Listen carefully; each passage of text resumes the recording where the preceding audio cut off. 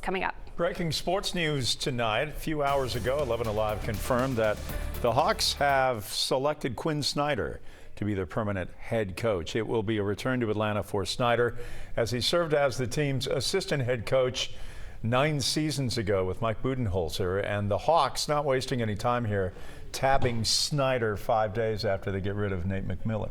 Yeah, a main coach that they just hired in, and good for him. You like this move? I actually really do like the move, Jeff. I mean, it's a move for the Hawks that we've been hearing about since Tuesday when Nate McMillan was dismissed. Quin Snyder is now the 15th coach in franchise history, and according to ESPN's Adrian Wojnarowski, it's a 5-year deal that could see him on the sideline as early as Tuesday. The 56-year-old is a proven winner, having led the Jazz to the Western Conference semifinals 3 different times before resigning in the spring. The Jazz had the best winning percentage in the Western Conference over the span of his final 6 seasons in Utah. Now he takes over a Hawks team looking to make a push over their final 21 regular season games. General Manager Landry Fields talked earlier this week about the type of coach that they were looking for.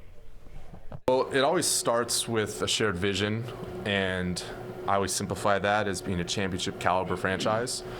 And that's not just with our goals, that's our day in and day out approach.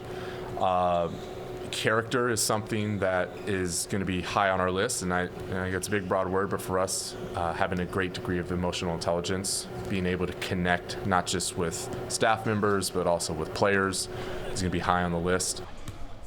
Armory Martin reported earlier that Quin Snyder arrives to Atlanta tonight. He actually has a press conference tomorrow. Team, like I said, 21 games left in the regular season. They'll have to get the ball running in their match versus the Wizards in just 2 days. This place is so hungry for an NBA team that consistently wins. Now, that doesn't have a really good season and then falls off the face of the earth for a couple of years.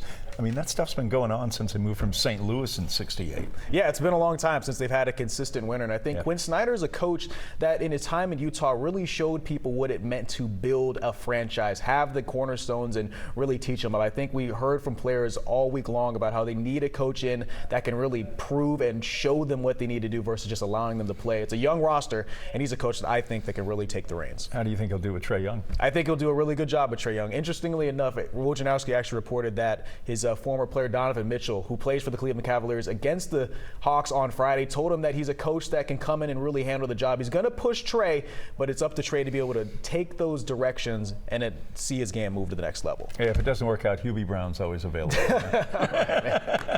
right, Reggie, thanks. We've got more on the Quin Snyder deal online tonight at 11alive.com. This is all new tonight. A police officer from